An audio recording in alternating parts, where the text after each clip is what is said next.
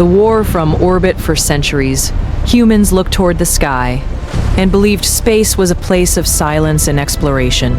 Satellites circled the planet quietly, sending signals to phones, guiding ships across oceans, and helping scientists watch storms forming over distant seas. To the public, space looked peaceful and empty. If you like the story, please subscribe my channel. Now come to the story. But hidden among the thousands of satellites orbiting Earth were machines that had a very different purpose. These machines belonged to the United States Space Force, a military branch created to defend American interests beyond the atmosphere. Officially, many of these spacecraft were described as experimental platforms or research vehicles, including the mysterious Boeing X-37B. But inside secure military facilities, a few people knew the truth. Some of these machines were part of an orbital defense network, capable of striking anywhere on Earth within minutes. The crisis that would activate this hidden fleet began on the ground.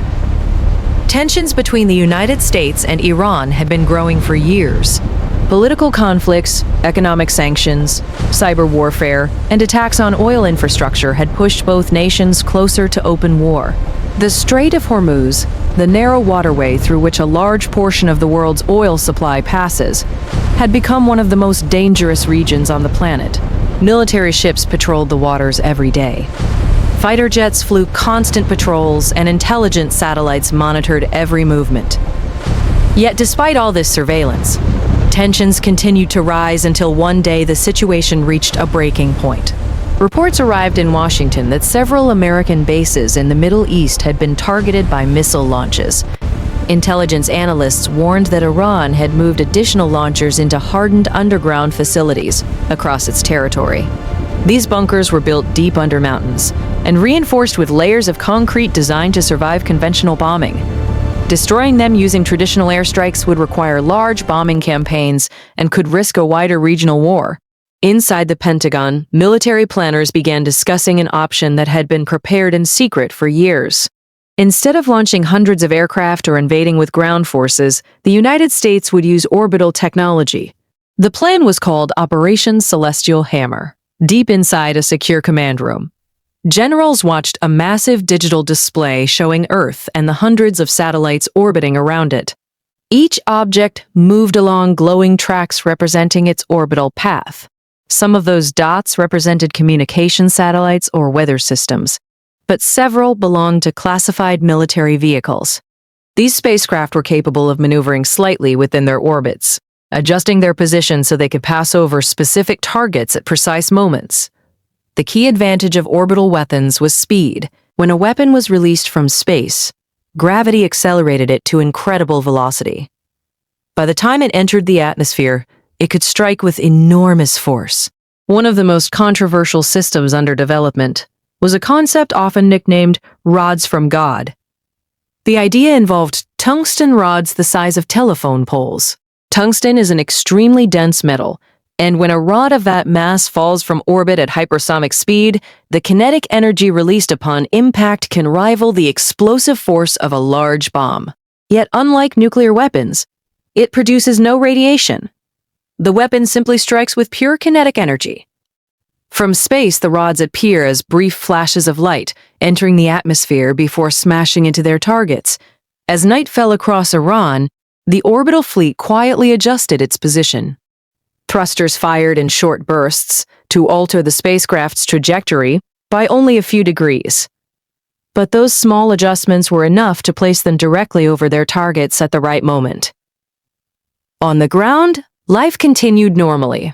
Streets in Tehran were busy with late-night traffic, and lights glowed from apartment windows. People had heard political news about rising tensions, but few believed a war was about to begin. Inside a control center in Colorado, engineers monitored the spacecraft systems. The command interface displayed target coordinates uploaded by military planners.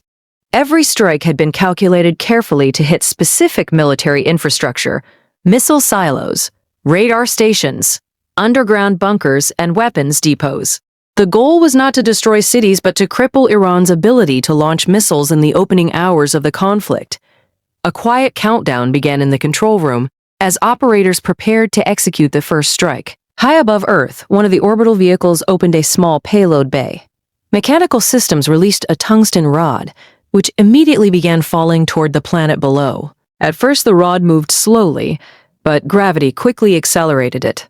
As it entered the atmosphere, friction heated the air around it, creating a glowing streak that briefly lit the night sky. Anyone who saw it might have thought it was a meteor, but unlike a natural object, this projectile was precisely guided toward a military facility in the desert.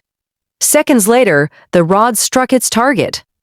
The impact produced a massive shockwave that collapsed a reinforced missile bunker.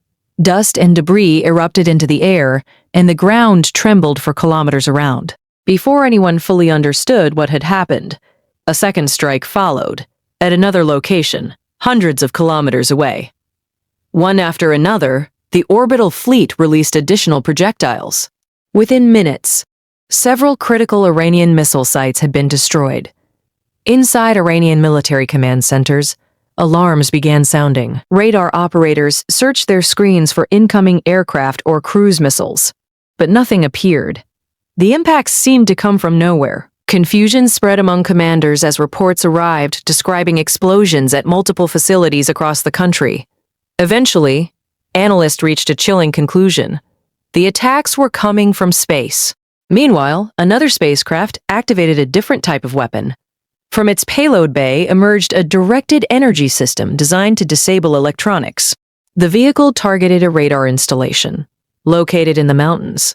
A focused beam of energy fired downward from orbit, striking the radar dish and melting its critical components. The station went offline instantly. Without radar coverage, nearby missile units lost their ability to track incoming threats or coordinate launches. Iran's military attempted to respond quickly. Ballistic missiles were prepared for launch against American bases in the region. However, the orbital strikes had already destroyed several key launch facilities. Some missile crews managed to fire their weapons, but others discovered their infrastructure had been crippled. Communication networks also began experiencing disruptions as cyber attacks and electronic warfare systems interfered with data links. Desperate to counter the orbital threat, Iranian forces launched anti-satellite missiles. These rockets climbed toward space, attempting to intercept the American spacecraft. But orbital targets move extremely fast, traveling thousands of kilometers every hour. By the time the interceptors reached the altitude of their targets, the spacecraft had already adjusted their position. One interceptor exploded harmlessly in the vacuum of space, leaving the orbital fleet untouched. Throughout the night, strikes continued across Iran. Underground storage depots collapsed after direct hits from kinetic weapons. Radar stations were disabled by energy beams. Several missile launchers were destroyed before they could fire. Yet the attacks remained focused primarily on military targets. Cities were largely avoided, though the distant sounds of explosions created fear and confusion among civilians who did not understand what was happening. As dawn approached, the strikes finally slowed. The orbital vehicles had completed their target lists and began returning to their original orbits. From space, Earth looked calm again, its blue oceans and swirling clouds hiding the conflict below. On the ground, however, smoke rose from destroyed military installations, scattered across the country. Around the world, governments reacted with shock. The idea that weapons could strike from orbit had long been discussed in science fiction, but now it appeared to have become reality. Diplomats gathered at emergency meetings to debate the consequences. If one nation could deploy orbital weapons, others would surely attempt to develop their own. The militarization of space suddenly seemed inevitable. In the Pentagon, commanders reviewed reports from the operation. The orbital strikes had achieved many of their objectives by disabling key missile infrastructure before a large-scale attack could occur. Yet they also understood the dangerous precedent that had been set. Space was no longer simply a domain for communication satellites and scientific exploration. It had become a new battlefield. As one general looked at the glowing map of Earth, surrounded by orbiting satellites, he realized that the world had entered a new era. Future conflicts might begin not with tanks crossing borders or aircraft flying overhead, but with silent machines already circling the planet. In that new age of warfare, the side that controlled space would hold the greatest strategic advantage. And far above Earth, the silent spacecraft continued their endless orbit. waiting for the next command.